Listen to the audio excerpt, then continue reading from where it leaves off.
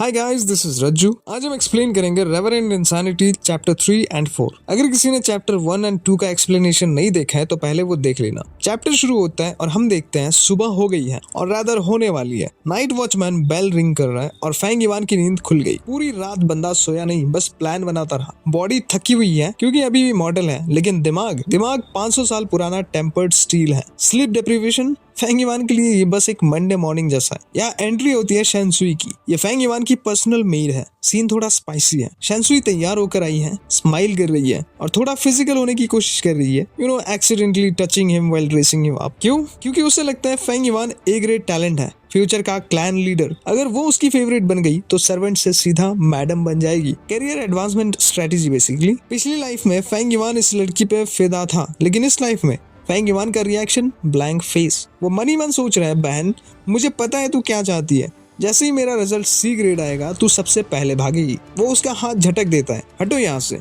ज्यादा चिपको मत। शेंसुई बेचारी कंफ्यूज हो गई, आज मूड खराब है शायद। फैंग झैंग छोटा भाई ये सब देख रहा है, उसके दिल में जलन मच रही है। फैंग इवान के पास ब्यूटीफुल मेड है और फैंग झैंग के पास एक मोटी और बूढ़ी औरत। फैंग इवान ने एक्चुअली ये मेड अपने भाई के लिए मांगी थी, पर अंकल आंट ने एक गेम खेल दिया। उन्होंने फैंग इवान को सब कुछ बेस्ट दिया और फैंग झैंग को इग्नोर कर दिया ताकि दोनों भाइयों में दरार आ जाए। स्ट्रेटेजी था डिवाइड एंड रूल का। अब इसके बाद दोनों भाई घर से निकले। रास्ते में गाँव के बाकी बच्चे मिलते हैं। सबकी नजरें फैंग इवान पर है। देखो वो फैंग इवान है, जीनियस पॉइंट, कितना एरोगेंट है, किसी को देखता भी नहीं है। फैंग झैंग अपने भाई के पीछे चल रहा है, सर झुका के। उसे लगता है वो हमेशा अपने भाई के शैडो में ही रहेगा। उसका ब्रीदिंग हैवी हो रहा है, सफोकेटेड फील कर रहा है। फैंग इवान की शैडो उसे अंधेरे जैसी लग रही है। फैंग इवान ये सब नोटिस कर रहा है। पिछली बार वो क्लूलेस था, पर अब उसे सब समझ आ रहा है। अंकल आंट की पॉलिटिक्स, भाई की जेलसी, लोगों का फेक एडमिरेशन। अब आता है सबसे इम्पोर्टेंट पार्ट। फैंग इवान सोचता है, मैं चाहूँ तो अभी गेम पलट सकता हूँ। मैं अपने भाई को दबा सकता हूँ, शेंसुई को यूज कर सकता हूँ, अंकल आंट की बैंड बजा सकता हूँ। उसके पास 100 तरीके हैं ये सब करने का, लेकिन फिर वो सोचता है क्यों करूं? भाई ब्लड रिलेशन है पर लॉयल नहीं, हु केयर्स? शेंसुई सुंदर है पर पत्थर दिल है, who cares? Uncle aunt life के साइड कैरेक्टर्स हैं, हु केयर्स? फैंग इवान का मोटो, जब तक तुम मेरे रास्ते में नहीं आते तब तक साइड हटो और भाड़ में जाओ, मुझे तुमसे कोई मतलब नहीं। फैंग इवान का गोल सिर्फ इमॉर्टैलिटी है।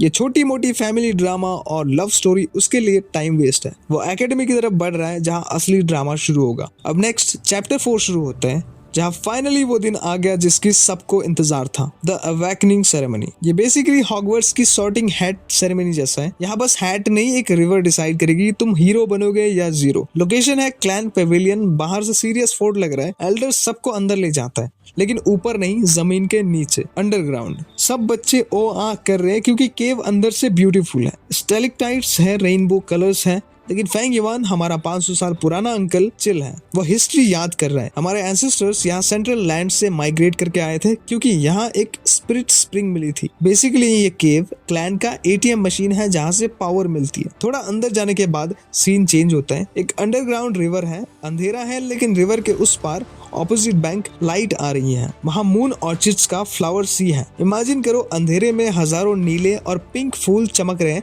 जैसे जमीन पर मोती बिखरे हो। फैंग इवान नोट करता है ये फूल गू इंसेक्ट्स का खाना है। एल्डर रूल्स समझाता है, रिवर क्रॉस करो, फूलों के बीच में चलो, जितना आगे जाओगे उतना बड़ा टैलेंट। कम स्टेप्स यानी फेल, ज्यादा स्टेप्स यानी जीनियस या क्लैन लीडर मटेरियल। पहला बंदा जाता है गुयू चेनबो। जैसे ही वो फूलों में पैर रखता है उसे एक इनविजिबल वॉल फील होती है। प्रेशर बढ़ जाता है। सिर्फ 3 कदम चलता है और रुक जाता है। Result no talent, fail. बेचारा चेनबो वापस आता है। लाइफ खत्म समझ लो। अब पूरी जिंदगी बस वेटर या फार्मर बन के रहेगा। नेक्स्ट बंदा जाता है 4 स्टेप्स, फेल अगेन। यहाँ ऑथर हमें स्टैट्स बताते हैं। सिर्फ 50% लोगों में टैलेंट होता है, गुयू क्लैन में 60%, क्योंकि उनके एंसेस्टर्स पावरफुल थे। एल्डर के चेहरे उतर गए। उन्हें लगा था इस साल बैच स्ट्रांग होगा। अब आते हैं वीआईपी बच्चे। गुयू मोबे, ये बंदा स्ट्रांग है, सीधा चलता गया। 10, 20, 30, 36 स्टेप्स, बी ग्रेट टैलेंट। उसका दादा मोचैन जो कि एक एल्डर है वो खुश हो गया। उसने साइड वाले एल्डर चिलियन को ताना मारा, देखा मेरा पोता शेर है। चिलियन का मुंह बन गया। अब दूसरा कंटेस्टेंट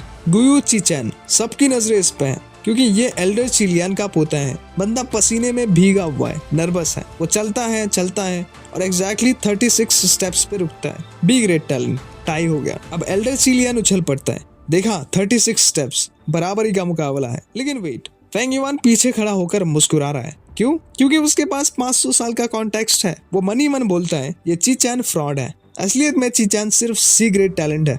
उसका दादा एल्डर चीलियन ने चीटिंग कराई ताकि उनकी फैमिली की इज्जत बची रहे। फेंग युआन सोचता है मैं चाहूँ तो अभी हाथ उठा के बोल सकता हूँ सर ये चीटिंग कर रहा है, इज्जत मिलेगी, रिवॉर्ड्स मिलेगा। लेकिन अगर मैंने अभी पोल खोली तो एल्डर चीलियन मेरा दुश्मन बन जाएगा और मैं अभी वीक हूँ। एक एल्डर से पंगा लेना स्टूपिड मूव होगा। फेंग युआन डिसाइड करता है कि वो चुप रहेगा। ये इन्फॉर्मेशन बाद में ब्लैकमेल करने की काम आएगी। इसे कहते हैं स्ट्रेटेजिक पेशेंस। स्कैम सक्सेसफुल हो गया। एल्डर लड़ रहे हैं, बच्चे जेलस हो रहे हैं।